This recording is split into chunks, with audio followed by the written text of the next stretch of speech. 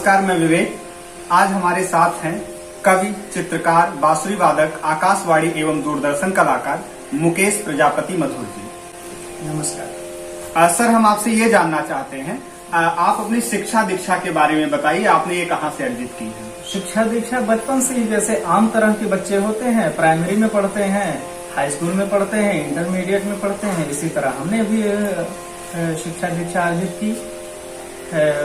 उसके बाद स्नातक किया टांडा डीएवी कॉलेज से, TNPG से।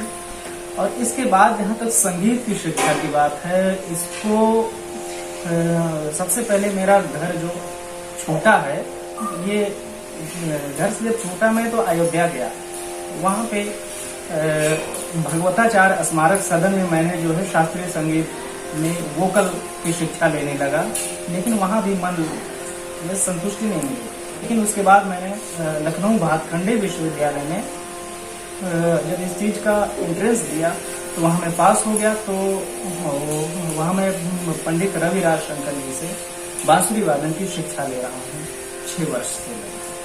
अच्छा सर, हम जानना चाहते हैं, आप विदेशों तक प्रोग्राम कर चुके हैं और आपका लगभग हर राज्य में, देश के हर राज्य में आप प्रोग्राम करते रहते हैं, आप बांसुरी वादन करते रहते हैं। सर, अब आप इसके आगे क्या चाहते हैं? आपके अंदर और क्या इच्छा है पाने की?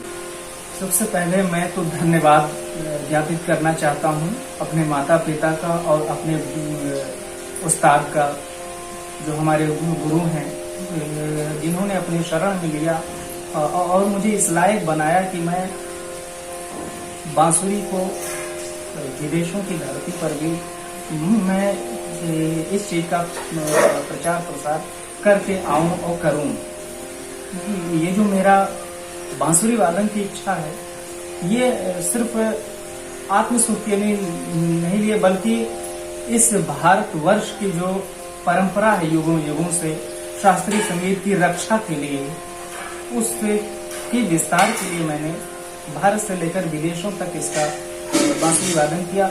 और एक जो आपने प्रश्न पूछा कि इच्छा क्या है, धन दौलत पैसा कौड़ी तो बहुत लोग कमाते हैं और कमा भी रहे हैं, लेकिन मेरी जो अंतरात्मा से जो एक आवाज है, जो इच्छा है, वो यही है कि जितने मनुष्य हैं सबके हृदय में मान सम्मान से स्थान मिले और सबका आशीष मिले, कि मैं इस परंपरा को, इस शास्त्रीय संगीत की परंपरा को विदेशों के साथ में लोक तक में लेके जाऊं और इससे लोगों को सुख मिले। यही मेरे जीवन का उद्देश्य है। इसके आगे हम बढ़ना चाहते हैं। हमारा जो मुख्य उद्देश्य आपसे मिलने का है, हमने ये सुना है कि जो संगीत है यह एक प्रकार का जो है रोगों के इलाज के लिए भी उपयोग में लाया जाता है। यह एक प्रकार की औषधि के रूप में यूज में लाया जाता है। हमारे छात्रों के मस्तिष्क में जो तनाव उत्पन्न हो गया है वर्तमान समय में, वो या तो आत्महत्या की तरफ बढ़ जाते हैं या फ्रस्ट्रेट हो जाते हैं, उनका पढ़ाई में मन नहीं लग पाता है, वो चिड़चिड़ेपन का शिकार हो जाते हैं। तो इस प्रकार से वो संगीत का उपयोग करके इन सब से कैसे बच सकते हैं? जैसे हमारा जो भारतीय संगीत है, संस्कृति है, आज का युग उस पे आधुनिकता की लेप जो एक जल्द चढ़ गई है, ये शायद कहीं न कहीं से प्रदूषित हो गई है। हमारा जो शास्त्रीय संगीत है, शास्त्रीय संगीत के बहुत से अंग हैं, लोकगीत से लेकर सुगम संगीत और भी बहुत सारी चीजें हैं। बहुत ज्यादा दूषित होने के कारण उसके दुष्प्रभाव भी पड़ते हैं, उसके गलत प्रभाव पड़ते हैं। तो हम कहीं न कहीं आज के दौर में हम अपनी मूल चीजों से अलग हो गए हैं, उससे दूर हो गए हैं। हमारे भारतीय शास्त्रीय संगीत में हर समय के अलग अलग राग हैं, हर मौसम के अलग अलग राग हैं। तो आदिकाल से ही जब हमारे ऋषि मुनि तानसेन, बैजू बावरा, इन सब जितने रागों की उत्पत्ति किए, ऋषि मुनियों ने जो खोज किया, वो बहुत बड़ी उपलब्धि, बहुत रिसर्च के बाद वो चीजें आई हैं, मिली हैं, जो हमें आज मिली हैं, लेकिन हम उसका महत्व नहीं समझ रहे हैं। हम ऊट पटांग चीजों में उलझे हुए हैं।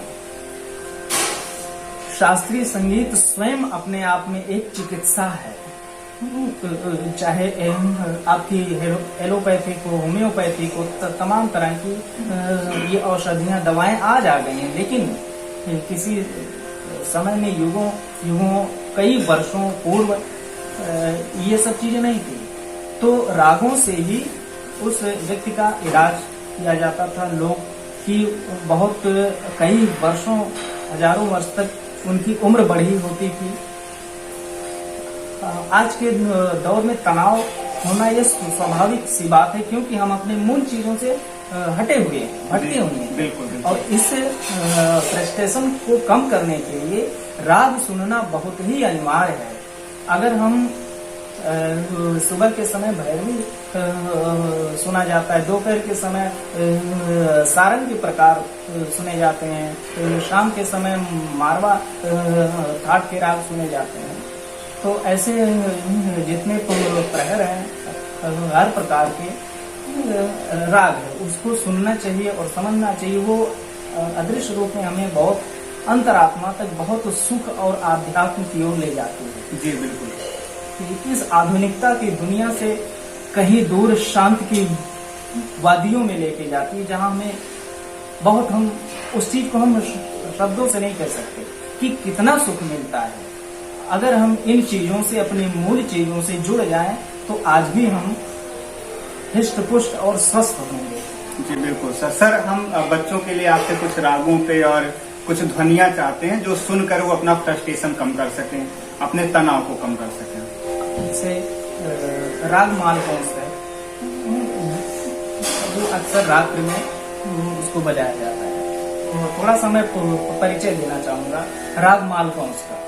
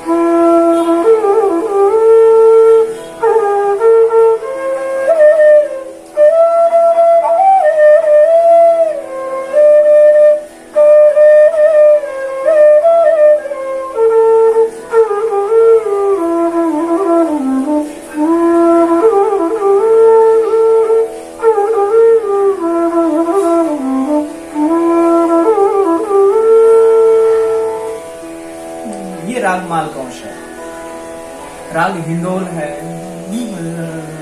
राग पूरिया दानाश्री है, जो शाम के समय बजाया था, संध्य प्रकाश राग जिसे बोलते हैं। तो इसी प्रकार से बहुत से हमारे यहाँ राग हैं जिनको सुन करके हम उस आदि आनंद, परम आनंद की अनुभूति कर सकते हैं और स्वस्थ रह सकते हैं। जी बिल्कुल सर। सर और कोई आप कुछ सुनाना चाहें जिससे तनाव कम किया जा सके? आपको राग शिवरंजनी सुना रहे हैं। शिवरंजनी पे बहुत से फिल्मी गाने भी आप लोगों ने तो सुने होंगे, लेकिन मेन जो आधार होता है गीतों का वो राग ही होता है। आपको मैं शिवरंजनी राग का कुछ आलाप और कुछ थोड़ी सी चीजें सुनाता हूँ।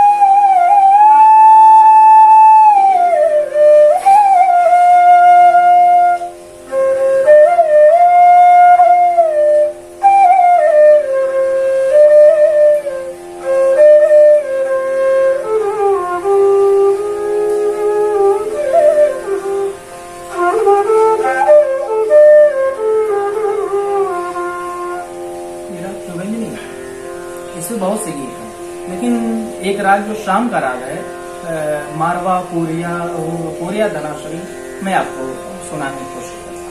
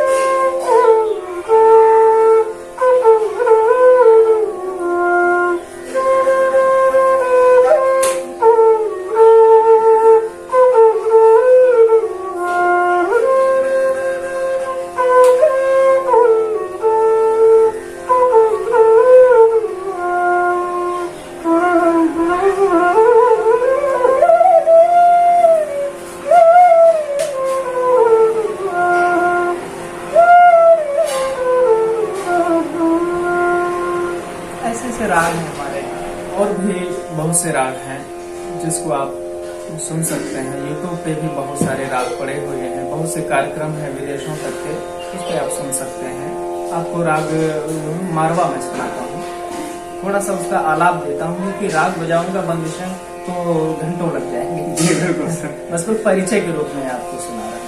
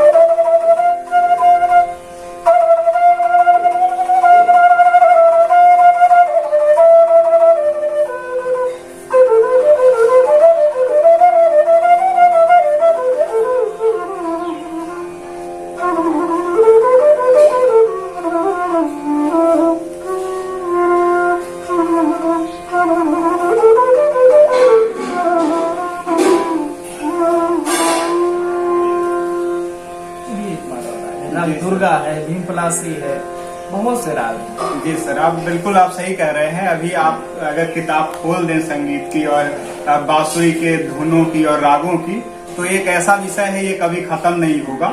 लेकिन मैं एक बात कहना चाहता हूँ दर्शकों से, आज के दौर में लोग बहुत हल्का समझते हैं किसी भी चीज को, जिंदगी को। जब उसमें उसके विस्तार में जाएंगे, उसके अध्ययन में जाएंगे, तो उनके लिए एक जीवन कम पड़ जाएगा।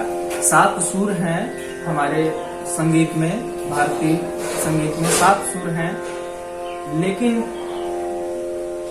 100 साल की उम्र में, 80 वर्ष की उम्र में यदि हम एक सुर की समझ प्राप्ति कर लेते हैं, एक जीवन में 100 साल की उम्र में यदि हम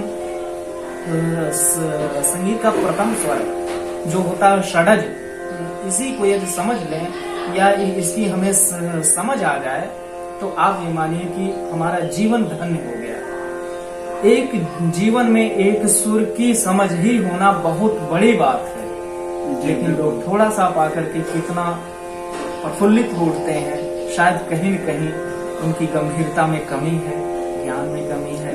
हम लोगों को चाहिए कि जितना रियाज करें अपने सच्चे गुरु से, अपने उस्ताद से जितनी अधिक से अधिक तालीम लें, और इसको जितना अधिक रियाज करेंगे उतनी ही हमें लगेगा कि हम कितने छोटे हैं, कितना कम है।